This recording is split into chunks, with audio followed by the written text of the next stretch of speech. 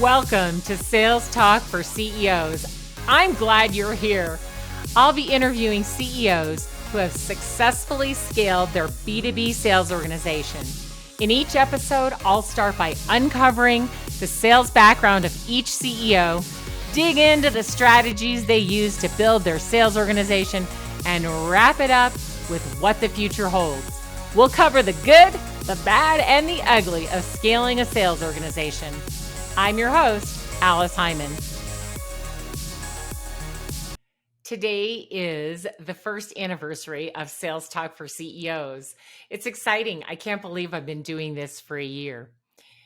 My original idea was to interview CEOs and talk to them about how they grew sales, to ask them questions like, who did the selling when you first started your company? How did you grow from there? How did you decide when you needed to hire sellers? Did you sell through the channel? All the questions about how they grew their sales and the challenges they had along the way.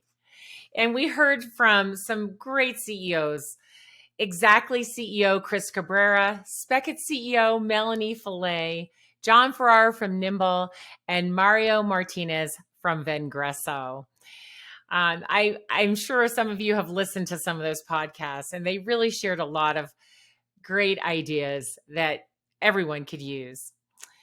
It's interesting, these companies were between 5 and 30 years old, which is a vast expanse. But the CEOs all had the same perspective.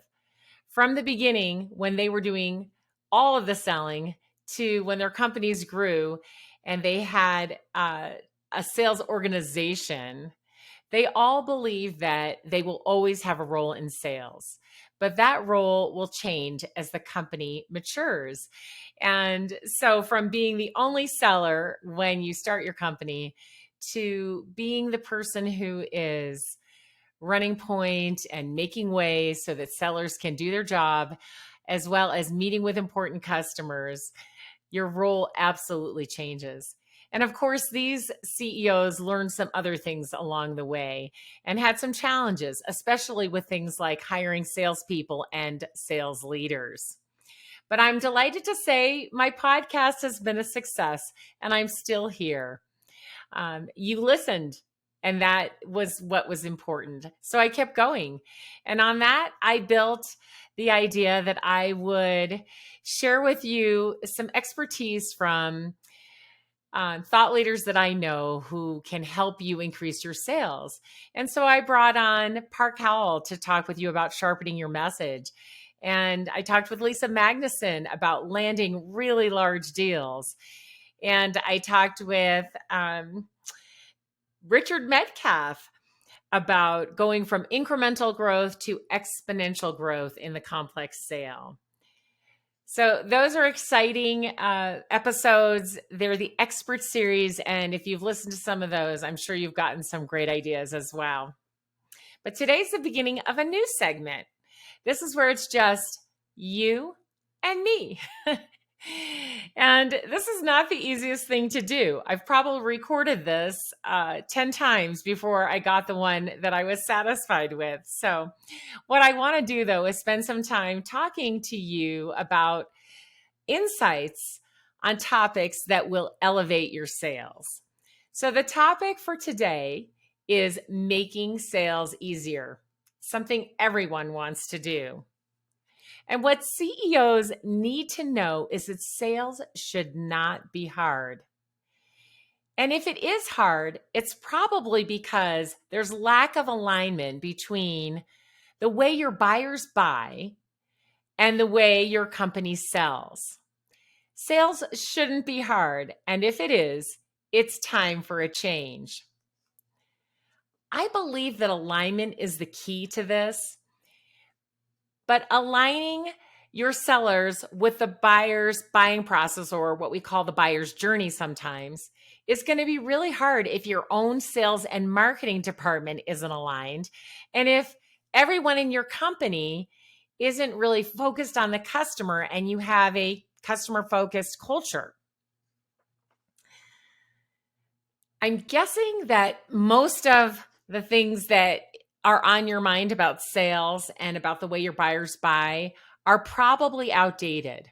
Now, the way a human being makes a decision hasn't changed, but the buyer behavior has changed. And in many cases, the way we sell has not. So if we have these outdated ideas, it's going to make sales much harder. So get your team together and discuss this. The question that you want to ask is, what are we doing to make it easier to be our customer and harder to be our competitor? Ponder that question and see what your team comes up with. And if they're having trouble coming up with something, then ask your salespeople, what's making it difficult for you to sell today? Is it logistics, finance, legal? I mean, are contracts sitting in legal for 2, 3, 4 weeks? This can really make it difficult for the customer and difficult for your salespeople. Is it lack of information on your website so that people get there and then they bounce because they don't see the solution that they're looking for? Or is it lack of a good ROI story? Every seller needs a good ROI story to move a deal forward. And of course, you need a clear value proposition. And in so many cases, I see that companies don't have that. I've heard all of these things before as getting in the way or preventing sales. And what you don't want at your company is a sales prevention department. As CEO, you're the only one who can orchestrate everything that needs to happen to build a customer-focused organization. You're the only one who can make the changes needed to align internally around the way the customer wants to buy. So in doing that, your team should know how your customers find you, what they do next. They should know what the customer goes through with your salesperson and the team that your salesperson assembles. So really, they should know what the customer's journey is. They should know all the steps that have to take place for someone to buy from you.